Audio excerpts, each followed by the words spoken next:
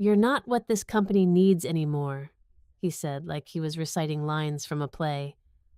"She's younger, fitter, and already signed the contract." I didn't cry. I didn't scream. I just stared at him, memorizing the smug curve of his lips. I realized he thought he was firing an employee, but what he'd actually done was turn the only person who knew all the company's secrets into his biggest threat. He forgot I built the systems, I hired half the staff, and I still had access to everything.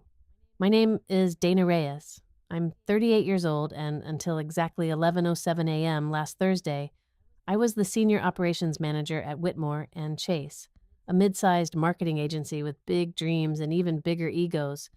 I wasn't just any employee. I was the backbone, the fixer, the one who stayed calm when everyone else was losing their heads. I started there when the office was still in a cramped loft with broken blinds and shared passwords written on sticky notes. Over 6 years, I scaled that chaos into a real company, built the workflows, trained 3 generations of account managers, even set up the cybersecurity protocols. I was the one they called when the CEO's laptop froze during investor calls. I didn't climb by flirting or schmoozing, and maybe that's what made me invisible to men like Brent Maddox, our charming, self-obsessed founder. I wasn't flashy, I didn't laugh at his terrible jokes, I didn't play the game, but that morning he made a choice. And I knew if I played my cards right, it would be the last bad decision he ever made in business. Looking back, the signs had been there for months. Subtle at first, then impossible to ignore. Brent started scheduling strategy lunches without me. Meetings I used to lead were suddenly streamlined or moved to private video calls. He'd walk past my desk with that distracted, guilty look, like a teenager sneaking in past curfew. Then there was the new hire, Lila. Fresh out of some influencer agency, dressed like she was headed to a rooftop brunch rather than a Monday morning team meeting. She was introduced as a consultant, brought in to help modernize the brand. She called Brent B on her second day. At first, I tried to be professional, help her settle in, answer her clueless questions. But every time I offered help, she'd glance at me like I was a clingy ex. One afternoon, I caught her sitting at my desk, on my computer, claiming she couldn't log in to her own. The worst part? Brent just smiled when I told him. "She's got initiative," he said. "Try to be more welcoming." That's when the whispering started. Slack messages sent at odd hours. Brent walking out of his office smelling like her perfume. I didn't want to believe it. I told myself I was being paranoid, that maybe I was just burned out. But then came the conference in Chicago. I was supposed to go. I'd prepped the pitch deck, rehearsed the presentation, booked the flights. 2 days before departure, Brent casually announced that Lila would be taking my place. "She needs the exposure," he said. "You'll hold down the fort, yeah?" I stayed late that night, telling myself it was just business. That was until I saw the email chain, accidentally left open on his assistant's computer. The subject line was, Lila's contract. The message read, "Confirmed. $150,000 salary, company card, immediate onboarding after Dana's exit. NDA in place." Exit? My hands went cold. I scrolled down. The original message was from Brent.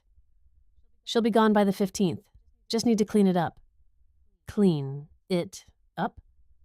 That night, I sat in my car in the empty parking garage, shaking. Not from fear, but fury. I'd given this place everything. I had passed up better offers because I believed in what we were building. And now, I was being replaced not because I couldn't do the job, but because I didn't sit on Brent's lap during happy hour. I started replaying every conversation, every slight. The performance review he rushed through. The bonus that got caught up in budgeting. The way Lila always seemed to know things before anyone else. It was personal, it was calculated, and it was stupid, because Brent had no idea what I still had access to.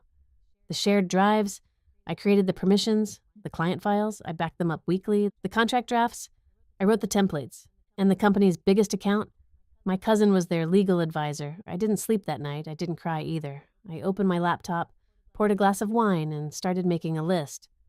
Not of what they'd taken from me, but of what I was going to take back. The first rule of revenge in business: don't make noise.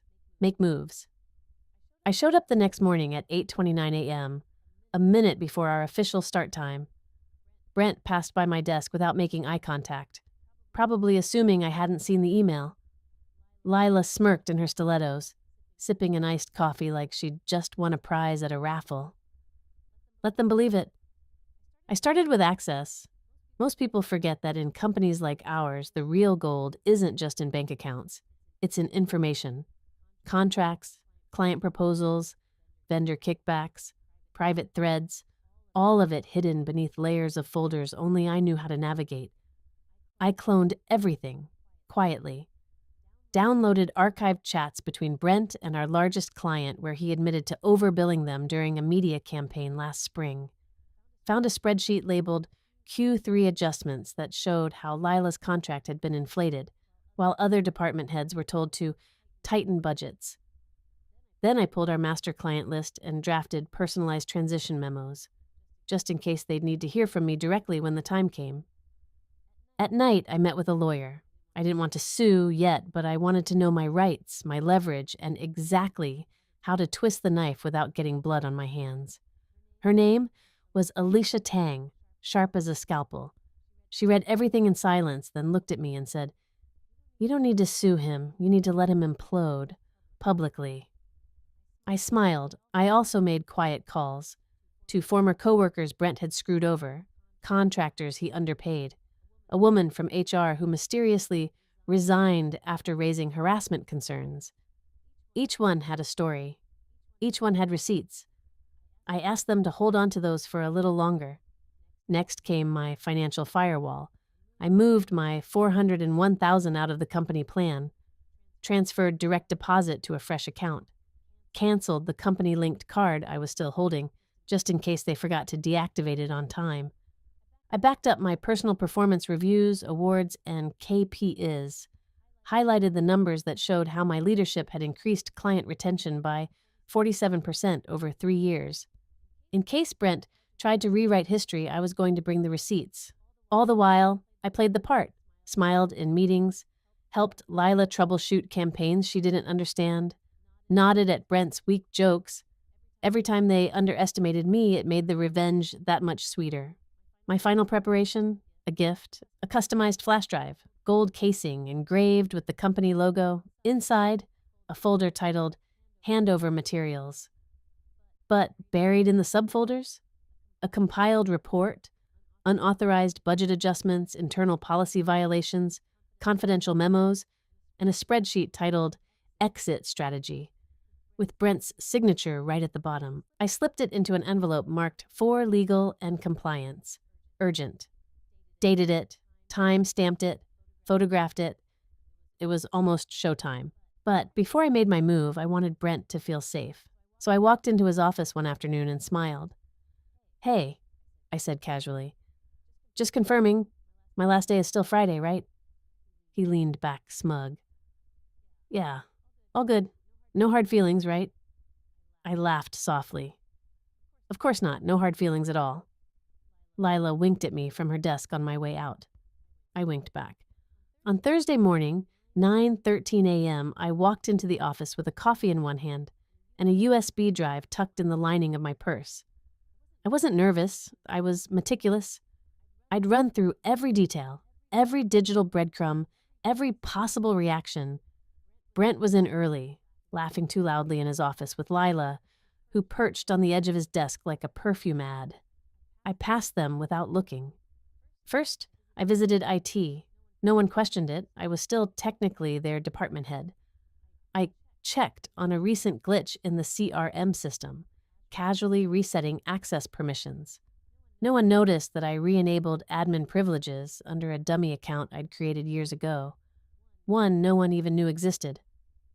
Next, I dropped into finance, asked them to forward me the latest expense reports for reconciliation. They didn't hesitate. By noon, I had a fresh email trail showing Brent had used the company card for a luxury resort in Cancun. During a weekend, he claimed to be sick with the flu. At 1:17 p.m., I walked to the mailroom and dropped the gold flash drive in the legal department's internal mail tray. I watched it disappear down the chute like a bomb being armed. Then I went to lunch. While I sat in the corner of a cafe across the street, sipping soup and watching the office through the window, I activated the second part of my strike. From my phone, using the dummy admin login, I triggered a flag on our internal systems, just enough to get legal's attention, enough to bring the folder on that drive to the top of their investigation queue. By the time I returned to the office, things had already begun unraveling. Legal was in Brent's office. He looked pale. Lila had vanished. People were whispering in corners. Someone was printing documents in a frenzy. I played dumb. Something going on? One of the junior project managers shrugged. Not sure, but legal pulled like half the team's expense reports and security logs. Something about a policy breach? I smiled and returned to my desk, opened my email, drafted a goodbye message to the team. It was gracious, polished. I thanked them for 6 great years, wished them success, and attached my personal email for references or questions. What I didn't say was that I'd already forwarded critical documents to 3 clients under investigation for inflated billing. Documents showing Brent had deliberately padded numbers to meet fake KPIs. I hit send. 10 minutes later, Brent stormed out of his office. Face flushed, tie loosened. He didn't even look at me. He just hissed at his assistant. Where the hell is Lila? Gone. She'd deleted her Slack messages, wiped her work phone, and, according to his assistant, never even signed her final NDA. I picked up my things, my nameplate, my photo frame. A plant that had somehow survived 2 office moves and 6 budget meetings. As I reached the elevator, I saw Brent staring at me across the hall. I met his eyes, smiled, the doors closed. Phase 1. Complete. By Friday morning, I was officially off the payroll. But my presence? Oh, I was still very much in the building, metaphorically speaking. At 10:03 a.m., I got a call from Alicia, my lawyer. Her voice was calm but charged. It's begun. They're panicking. The legal department at Whitmore and Chase had opened the gold flash drive. Everything I'd compiled, every falsified contract, every unethical billing scheme, every sketchy text between Brent and Lila was now evidence under internal review. And Alicia? She had already forwarded a summary of that report to 3 regulatory agencies and 2 watchdog journalists. All timed, all traceable, all legal. But the real storm hit around 11:20 a.m. A viral LinkedIn post started making the rounds. Not by me, but by one of Brent's oldest clients. The post read, "Shocked to learn our trusted agency inflated billing numbers and tampered with client metrics to manipulate performance bonuses. We've launched our own audit and are suspending all active campaigns until further notice." Underneath, dozens of comments followed. "We pulled our files too, same thing. Glad someone spoke up. Dana Reyes was the only one we trusted there. Now we know why." It was like lighting a match in a room full of gasoline. By 1 p.m., 2 major clients had terminated their contracts, citing loss of trust and unethical leadership. The company's social media manager, clueless about the storm, was still posting tone-deaf memes about teamwork and synergy. Then came the real show, an all-hands emergency Zoom call. I wasn't invited, obviously, but I didn't need to be. A friend from HR who had quietly supported me the whole way sent me a recording. Brent looked like a ghost. The bags under his eyes had bags of their own. Legal sat stone-faced beside him. The head of finance looked like she was one deep sigh away from a breakdown. Brent tried to spin it. "We're investigating some irregularities. This was a coordinated smear campaign. Dana acted outside her role." That's when my HR friend, bless her, unmuted. "I think the team should know," she said, "that Dana never acted alone. She acted with integrity, and everything she exposed was backed by documentation, some of which I personally confirmed months ago before I was told to stay silent." Silence. Someone else unmuted, one of the junior managers. "She trained me. She protected us from your messes. You should be thanking her, not blaming her." One by one, people started dropping out of the call. Click, click, click. By the end, only Brent, legal, and a frozen screen with Lila's name remained, still logged in from who knows where. That night, my inbox exploded. Messages from former colleagues, clients, industry peers. "You were right. Thank you for speaking up. I have a job lead for you. Interested?" Even Brent's executive assistant, who had once rolled her eyes at me behind his back, sent a single line. "They always forget who does the real work. Not this time." Brent's downfall didn't happen all at once. It came in waves, each one more humiliating than the last. First, the client exodus. Within 2 weeks, Whitmore and Chase had lost over 60% of its active contracts. The loss of revenue was so catastrophic that their board called an emergency vote to suspend Brent's leadership, pending investigation.